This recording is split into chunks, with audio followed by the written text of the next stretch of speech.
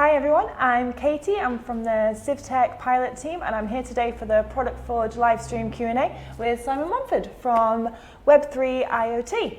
Simon, welcome. Thank you very much. I'm not sure if it's in shot, but we do have a little kind of credit to you up in the poster in the back there. Oh, thank you. So welcome. Do you want to start off about kind of telling us a bit about Web3 IoT, just give us a little bit of background and kind of what you get up to? Sure, yeah, that's what I've been doing for the last, I suppose, 2 and a bit years, really as I would say a passion project. Mm-hmm. It's, I guess, a personal blog, first and foremost, that I just started for no reason other than I have a passion for the Internet of Things. Now, why the name Web3 IoT? Well, initially, the web was static pages, static HTML pages that internet users would download. So really it was a one-way journey, data being downloaded and consumed by the end user. Web 2.0 came along, the web evolved, and it was all about, or currently is, about interaction, data interaction, people-to-people interaction. So Web 2.0, as it became known, is also known as the social web. Okay. And we're really entering the cusp of a new era where very soon the internet and the web is going to transition into Web 3 or Web 3.0, hence Web 3 IoT, because Web 3 and IoT are very closely linked, because IoT of course stands for Internet of Things. Yeah. So instead of people being connected to the internet, it's about machines or things being connected to the internet. And already there are more machines than people connected to the internet, and very soon there will be way more machines connected to the internet than so people. You've already kind of put your bet in to be at the forefront of it and leading the way. Yeah, it just, I suppose the name came to me, Web3 IoT, and I thought, yeah, that fits the bill. So, you know, I really enjoy talking and writing about everything that's connected. Yeah. And again, I think the definition is very vague. You know, some say the Internet of Things doesn't include computers and smart phones, and I just feel, listen, if it's connected, it's part of the Internet of Things. Get everything on board. Get everything, yeah. Include everything. And that's why I think that a lot of companies like Cisco have been banding around 60 billion devices connected by 2020. Gartner are saying, yeah, it's more like 20 billion. Mm-hmm. And the answer is, it depends what you count as being part of the Internet of Things. And actually, RFID tags will very soon be connected to almost every item of clothing we purchase, and FMCGs, spirits bottles. Mm-hmm. In the packaging, there will be an RFID tag. In socks, trainers, tops, everything we purchase almost will be connected, because you'll be able to tether it to your phone or a wearable device and interact with it. So if you start adding all those devices, apparel and FMCG, fast-moving consumer goods, you're actually talking about trillions of connected devices as being part of this ecosystem by 2020. Pretty big it's number. It's kind of a thing. Yeah, and the next stage of Web3 will become autonomy. So instead of people interacting with connected objects, we're at that very early stage where, for example, smart home or smart car, or smart devices being worn on the body, usually it's operated via an app by a human. So that's the human-machine interaction. But the next phase with AI and the advancement of AI is that these machines will communicate directly and seamlessly, and the human being will be completely disintermediated. So your home, for example, will function completely seamlessly, because it's your AI that will be adjusting the lighting according to your mood. It'll be the AI in your car that will be driving you to where you need to be. No human, no app. You know, smartphones will start laughing at these ridiculous kind of devices we carry around today called smartphones. They'll be replaced very soon with flexible, stretchable, bendable displays, and then wearables, and then embeddables, and everything will be controlled via voice interaction, gesture, and via augmented reality and holographic displays, so no need to carry this rigid display in your pocket. So no falling out or getting wet and shattering. It's like I said, it's just painful. The amount of phones, I don't know about you, that have been dropped and smashed, and it's just a hassle. So the sooner that the smartphone is eradicated from history and replaced by augmented reality and other wearable or embedded devices, I'm very much in favour of that. Something to look forward to, Absolutely, definitely. yeah. And connect yourself. So what's your background? So my background is I am a serial entrepreneur. Okay. That's the best way to describe my career to date. From actually going to art college in London, really? I wanted to be a product designer. I went to Martin's College of Art, and I met my business partner at the time socially, and we were looking at the internet as a potential way to distribute data in a commercial way. And at the time, this was kind of the mid-90s, okay. Very few commercial applications were being utilized, or the internet being applied to commercial applications. So there were almost so many ideas we had, and we had to pick one. And my mother at the time worked for an auction house in London, so we thought, why don't we digitize auction catalogs, send them via email to collectors who can then sort through the bids ahead of the auctions, and then place auctions either remotely via the phone or attend in person. Was it helping your mum? So, well, my mum still, I think she's the only person who doesn't actually have a Facebook, or if she does, she doesn't know she does. No, she doesn't even have a smartphone, for goodness sake. She's got an old school Nokia, one of those old feature phones. So no, my mum was completely clueless in terms of the opportunities available. Okay. I just said, can you introduce me to someone in the organisation I need to speak to about this? And the intro is made to the CEO of the company. And he said, yeah, I guess we'll put our catalogues on the internet. I can't see why not. And we aggregated about $1.5 billion worth of art, antiques and collectibles using Oracle and Perl scripts to do everything on the fly and make it fully searchable. And we're featured in Forbes, Time magazine as a really kind of innovative early stage web internet company based in London. And we had a little competitor called eBay that came along shortly after. But we were focusing on high-end sort of premium fine art auctions, whereas eBay, of course, were focusing at that time on low-end sort of collectibles and long-tail goods. So we didn't regard them as a competitor. So by the time the company I formed, iCollector PLC, we were worth 150 million. By that time, eBay had accelerated, as a lot of these Silicon Valley-based companies do, because they have a lot more access to talent and capital, whereas London, it was quite difficult to raise money at that time. And they became the multi-billion-dollar Goliath that they are today. So iCollector was acquired, and I exited and went on to do various other things. Now, why the IoT? Well, like I said, I'm a creative, really, at the heart of it. And I love the appreciation of functionality and good design, which is why I wanted to be a product designer. But instead, I got waylaid into tech, software, internet. And what is the Internet of Things? It's where software and hardware finally combine, and that's the sweet spot. And I suddenly realized I love software and tech and the internet and all the benefits that it can offer. And it's changed the world. Obviously, the internet and the web has changed the world significantly. And hardware being connected to the internet means that there are massive opportunities in that space, and that's why I started Web3 IoT. It was just giving insights, opinions, and following crowdfunding campaigns. Okay. So every month I pick the products. They're always hardware, always connectables. They can be smart home, fitness devices, robotic kits to get kids into programming, for example. Yeah, wow. It's actually an Edinburgh-based company, a guy called Sandy, who's got a campaign on Indiegogo, and it's a really cute little robot. And I think his crowdfunding campaign's doing really well. And you can program it and understand how robotics work. So those are the sort of campaigns I tweet and write about and follow. And as a result, we get tens of thousands of people around the world following the blog. Where it's going to head, I don't know, because it's very difficult to monetize content. Yeah. So like I said, it's just a passion project for now. We have tens of thousands of very niche, specific viewers who come to web3iot.com each month. And I speak at conferences as well, because I enjoy doing that. And I do the monthly Internet of Things Edinburgh meetup Yes. each month, which I really, really, really enjoy. So again, it's not a profit-making exercise. It's just something I enjoy doing. So you came kind of from London and from down south. So why Edinburgh? How did you come here? The Edinburgh connection. So I was living in Chelsea at the time, crikey, maybe 9 years ago. Okay.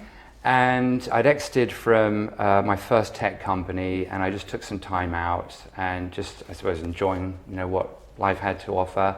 But I was getting a little bit frustrated because I needed another challenge, a new challenge. And I just felt like I needed a change of scene. And I still have this love-hate relationship with London. Certain aspects of it I love, and other aspects, mostly involving public transport, I'm not so keen on. The whole commuting experience. Yes, the whole commuting experience in London is not great. It's bad for the soul. And so I was very relieved to leave that behind. I have got a family connection with Scotland. My late stepfather is from a very old Scottish borders family, so there's a lot of sort of heritage tradition, sort of a family network there. And pulled up. So it became my sort of second home. Yeah. So we used to go there for Christmas and Easter. So I knew the place, and I travelled to Edinburgh, for various holidays and trips and what have you. So like I said, it was kind of like a second home to me. And I just heard about this initiative called EPIS, which has been continued, unfortunately, but it was a really great Scottish government initiative to embed entrepreneurs into an academic environment. And I was embedded in the Artificial Intelligence Applications Institute of Edinburgh School of Informatics, surrounded by some of the brightest academics in the area of artificial intelligence, robotics, and computer science in general. And it was just such a privilege and an eye-opener to be, like I said, embedded within this center of excellence. Yeah. So the initiative was that you're given some funding, and you build a company, and you can utilize or leverage for the year everything that the University of Edinburgh has to offer. Okay. And as a result, I found a team of some were PhD, just done a BA or BSc, sorry, in computer science. And they built the MVP for a product that later became Vibio, which was a social commerce platform. Okay. So you could see how you're connected before you trade. And we're focusing on a very sort of female demographic, so vintage clothing, other sort of gently worn items, long tail one-off items. So it's very different from kind of retail where you're buying new goods. You're looking for that one-off vintage bag or shoes or something, and you want to engender trust because you can see how you're connected to the person through the Facebook social graph or Twitter. And I still think it's a really great idea. I think Facebook, it's now a feature on Facebook now where community selling and stuff. But at the time, bear in mind, this was 8 years ago maybe. Right. So raised $1 million, had a small team in Edinburgh, and then set up a US subsidiary and went to open an office in Soma in San Francisco. And just scaled the company very rapidly. We had about 50 employees over there very quickly. And we were just about to close an A round, got some really good traction. And then the worst case scenario, I went to apply for my H1 visa and went for a routine interview. It had already been processed and accepted by USCIS. Everything was fine. I had to get back to my team. So I came over to the UK to just literally get my passport stamped. And the immigration officer refused to issue the visa. Oh. So 3-4 years of my life went rapidly down the tubes because the whole process of appealing is very expensive because attorneys are costly, and I just couldn't get back to my team. So they lost faith. They walked. A whole bunch went to Google and a few other VC-funded startups. I had an empty office at that point. The investors naturally got spooked, so they pulled out. And then we couldn't continue the journey, so I had to shut down the company. Oh. Absolutely devastating. So you've got to roll with the punches. Quite a major lesson, but lesson learned. And I think resilience and mental fortitude is so important because as an entrepreneur, you will experience challenges. Yeah. And often, like my visa situation, that was the last thing I was expecting. You went to get a stamp, and then you came back. And absolutely. It was a done deal. But that's the situation with the setting up companies. from the UK is challenging, and Yeah. I'm not alone. You know, there've been some other very high-level executives at some very large, well-funded British startups that have gone through the exact same process. Now, I know you mentioned when you came up before and the Scottish Government initiative that matched you with the Edinburgh The EPIS University. program, Scottish Yes. Enterprise. So are there any kind of things like that at the moment? Well, the in SIF Tech, I Scotland? think, Funny you should mention that. because you're involved with that, right? Just a little bit, yes. Because I met am. Alexander at EIE 2016, which Yes. is a fabulous, incredible event. It was great, wasn't it? Just so many. It's so impressive. Because I went away, you see, for a few years, because I was at the first and second year. No offense, it was Mickey Mouse. Okay. A few, people like me roaming around with, little sort of billboards. Hi, this is our startup, looking for some funding. And I don't know, you got a handful of people, mostly local. A few came out from Cambridge in terms of VCs and investors, having a snoop around, but no sort of. I think but now I was blown away. I think it was so big on Twitter this year that they were trending, actually. We were a trending topic on Twitter at one point. So it's really just kind of expanded. Yeah, and really, like you said, really impressive. with our kind of SIF Tech challenges, we've got some new ones as well, actually. So I met Alex there, and he told me about the initiative, and I think it's a fantastic initiative. It's exactly what's needed, because entrepreneurs, of course, are unaware with the problems that the public sector are facing. Exactly. And had they been aware of that, they could actually fix them. Yeah. Right? Come and apply. So what challenges do you have? So one is kind of fixing the transportation system, and you've got the legal system. And 3 challenge sponsors. So we have SEPA, and theirs is around monitoring air quality and improving flood forecasting. Okay. And then we've got NHS, and their 2 are kind of around data accessibility and data visualization. And then Transport Scotland, and they have around dualing the A9, kind of tourist destinations, making it a smart corridor. So I think there's a whole variety of things out there. And of course, the wildcard challenges that have just come up, which are a little bit kind of broader in what they're asking for, but still like a really good diversification of. And I think it's important, like you were saying, there's so much talent kind of in Edinburgh, in Scotland, in the UK, and it's really good to get involved with that and see what it can do. Especially with the entrepreneurs. But just to lead back to something else that you said before, so what advice would you give to an entrepreneur who was starting up kind of in Edinburgh or Scotland at the moment? Well, I did an MBA. Right. I did an MBA a few years ago with the Open University for no reason other than knowledge acquisition. So, I can't say that I'm probably going to be employable at any point in my career. I've got entrepreneur written all over my resume. So the MBA was, like I said, just because I was interested in the topic. And strategy was one of the modules that I found most fascinating. I really, really enjoyed it. And innovation, change management, creativity as well, other areas I find. What is innovation? How can you utilize it? What does it mean to...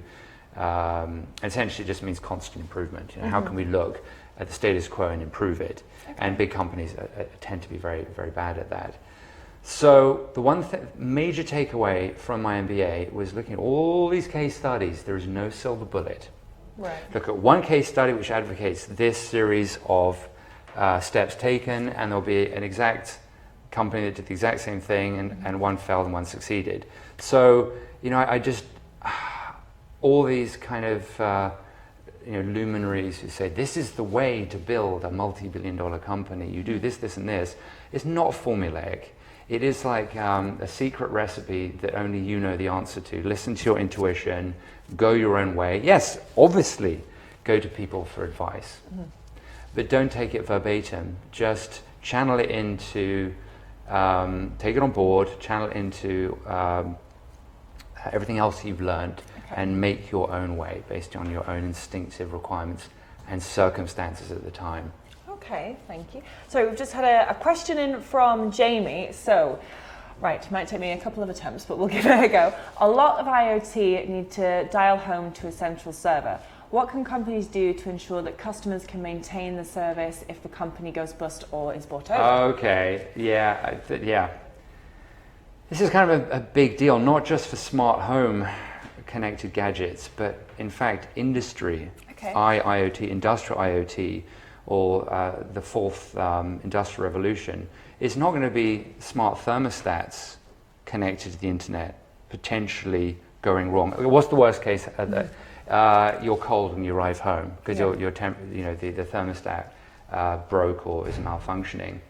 We're going to have connected power stations very soon. We're going to have every bit of industrial equipment, smart city infrastructure is all going to be connected to the internet. And at some point will be run autonomously based on algorithms, i.e. Machine learning, i.e. artificial intelligence. Okay? So it is pretty darn important that A, these things don't get hacked, and B, if they do go wrong, there are contingencies in place to make sure that it doesn't result in harm to people in property. Going back to this particular situation, just recently there was a pet feeder that the OEM behind it, the startup who manufactured the device, I don't know whether they hadn't paid their AWS bill or there was some kind of technical error. Either way, the smart pet feeder was not dispatching food. Okay. And so people were on holiday or at work and their poor pets were not getting fed. Oh, no. And no one knew about this.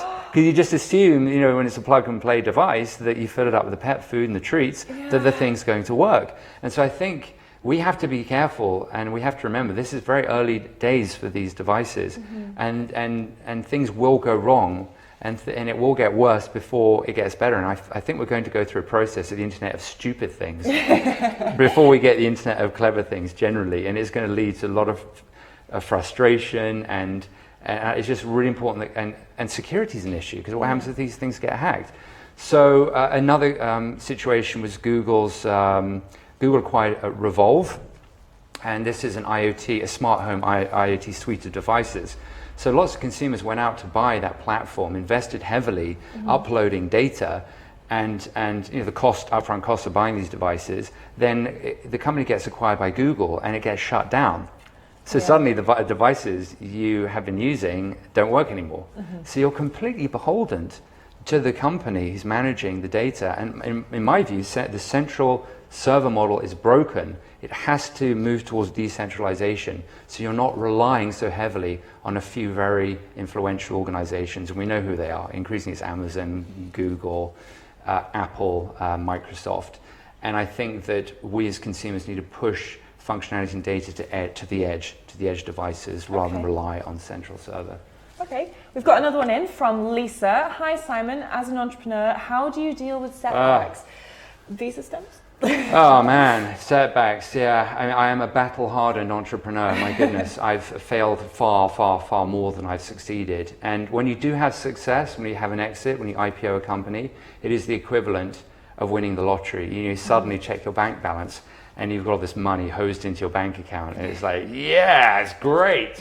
So when I listed iCollector, back in the day, it was relatively life-changing, but also a bit overwhelming, because as an early 20-year-old, I didn't really kind of understand the value of money, and I did go a little bit crazy. I went on a spending spree, and I didn't have anyone really to say, no, stop, be responsible, get a pension and a diversified investment portfolio.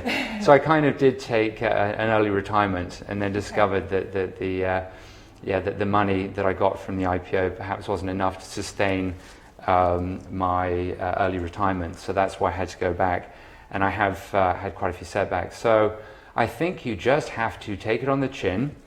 Okay. Get to the gym. Yeah. It's so easy to just think the gym isn't important, exercise isn't important, nutrition is not important. If you don't have a healthy body and mind, you will not be resilient to stress. Okay. You will not sleep well, and you will start literally just disintegrating as a person. So you have to stay strong. Take care of yourself, and give yourself a break. Don't beat yourself up, because a lot of the time it's not actually your fault, but you naturally feel that it's your responsibility and you're to blame for everything. You mustn't do that. So be receptive, but there's no kind of right way of doing things. Go to the gym and go on holiday. I mean, go on holiday, take regular breaks, absolutely. Even take staycation if funds are a problem. But I had some atonement recently at EIE. The last startup that I mentioned, Vibio, and I raised $1 million from an angel syndicate here in Edinburgh, Archangel. Okay. And it didn't work out, and I actually ended up funding payroll out of my own bank account for a period of time to try to keep the company and try to continue employing the team. And we had a really severely large run rate. And I didn't have the financial support because the funding had run out, and I needed to bridge the gap between then and fixing my visa and getting an A round. So money was being hosed out of my bank account to continue the journey and keep funding this business until I could find an investor. And that was a real learning curve, because eventually, the inevitable happened. I had to fire the team, and it was a very painful process, and couldn't get the following investment. Anyway, I took full responsibility for everything that went wrong with that company. And I felt that Archangel had felt the same. And the retired CEO, I saw him at EIE, and he came over and he said, Simon, I'm really sorry we let you down, because we should have been there to help you do the following round and help you get the funding to continue the journey. And it was just a huge weight over my shoulders, because it is a shared responsibility. Obviously, the CEO and founder should take most of the responsibility, but the board needs to take a shared responsibility. The investors, the employees, it is like a family operation, and everyone should have shared goals, responsibilities, and expectations. And so, CEOs and founders need to, at times, just chill out and put things into perspective. And when things do go badly, have a cup of tea, maybe meditation if that works for you, go for a long run, whatever it happens to be, de-stress. If you take on too much stress, you won't be able to sleep, and then it'll destroy your energy. You need so much energy to be an entrepreneur. Constant energy, it needs to be on supply. And if you're low energy, it's infectious. You won't attract opportunities, you won't attract investment. You have to stay strong, resilient, and keep your energy up.